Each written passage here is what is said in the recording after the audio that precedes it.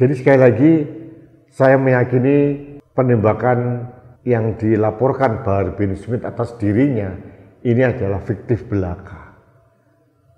Ini hanya sekedar pengalian isu, sekedar cari perhatian, dan nanti akan dikapitalisasi menjadi bahan untuk menyerang aparat keamanan negara.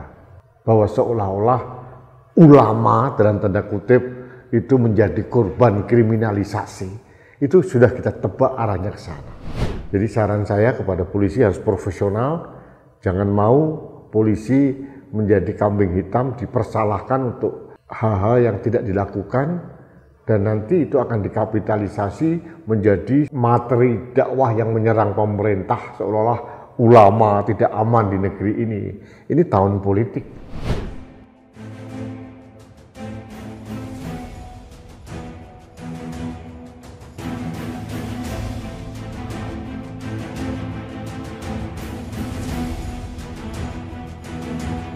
Halo sahabat Indonesia, kita bertemu kembali dalam Opini Rudi.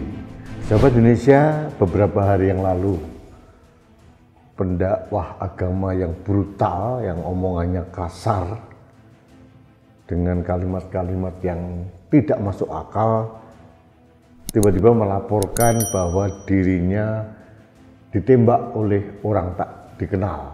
Kejadiannya di Kampung Kemang di Kabupaten Bogor.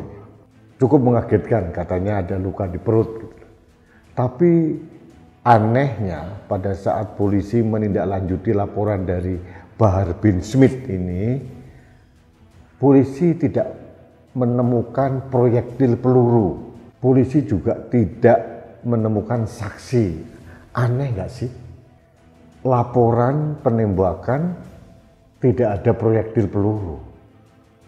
Memang sekarang ada ya amunisi peluru yang tidak ada proyektilnya gitu loh, atau masuk semua di perut gitu. Memang hasil visum belum keluar, tapi ini sangat aneh. Bahar bin Smith kemana-mana selalu dikitari dengan beberapa orang, diikuti dengan pendukung-pendukung loyalnya dia, tapi polisi tidak menemukan saksi yang melihat Bahar bin Smith ditembak. Sopirnya mungkin, pengawalnya mungkin, ajudannya mungkin, tidak ada. Aneh gak sih?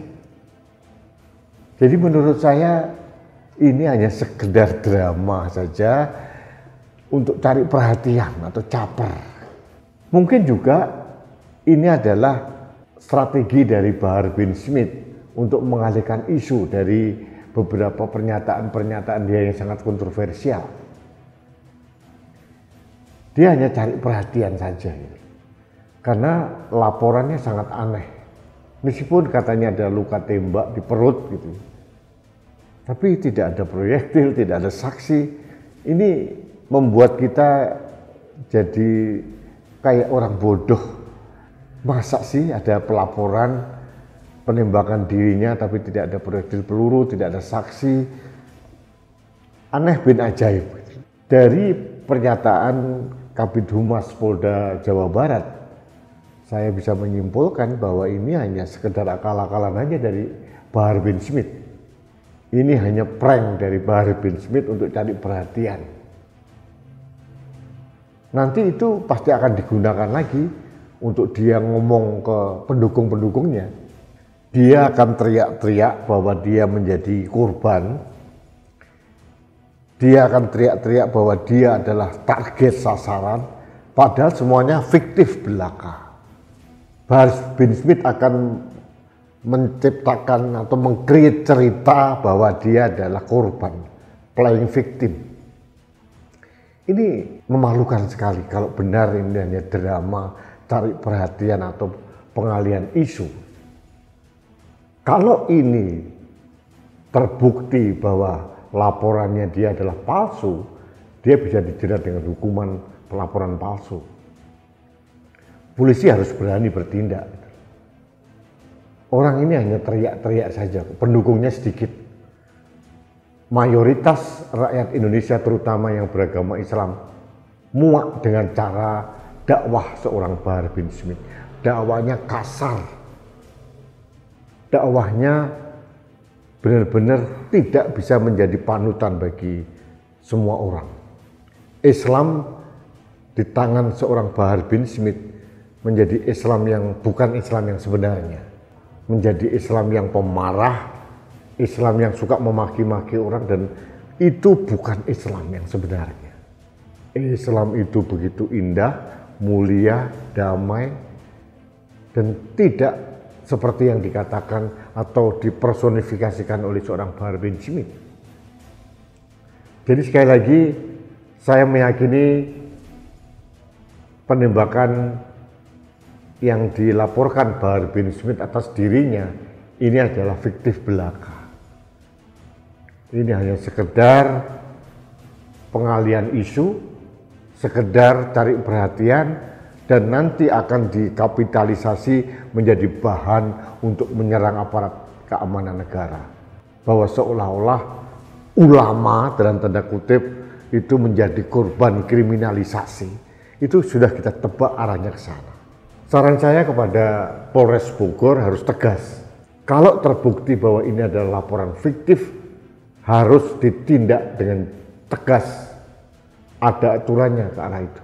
Jangan sampai ini laporan yang bersifat provokatif, nanti pendukung-pendukungnya marah, padahal ini hanya laporan yang terkesan hanya mengada-ada, laporan palsu. Jadi kita mau ngomong apa ini kalau ada orang seperti ini? Yang paling aneh itu adalah tidak ada saksi.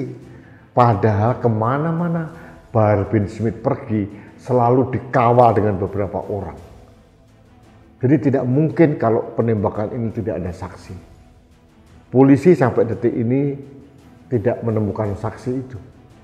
Jadi saran saya polisi harus profesional. Tegakkan hukum.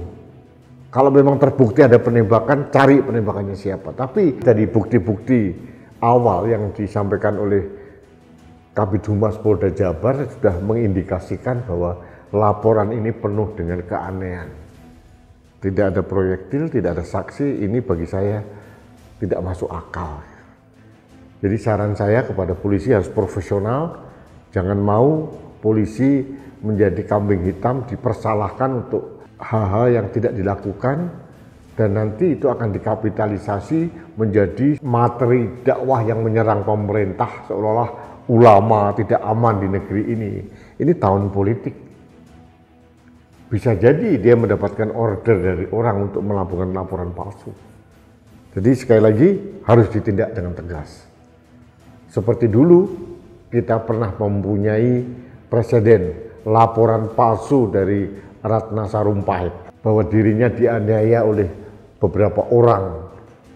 Seolah-olah itu adalah dilakukan karena mendekati tahun politik, bahwa Ratna Sarumpait itu pendukungnya Prabowo, dan yang kena prank banyak, termasuk Prabowo, termasuk banyak orang, Fadli John, semuanya kena prank, termasuk Rocky Gerung kena prank juga waktu itu, dan ternyata terbukti laporannya palsu, laporan fiktif.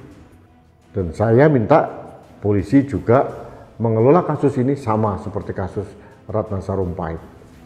Harus ditindak tegas kalau terbukti laporan dari Bahar bin Smith adalah laporan palsu.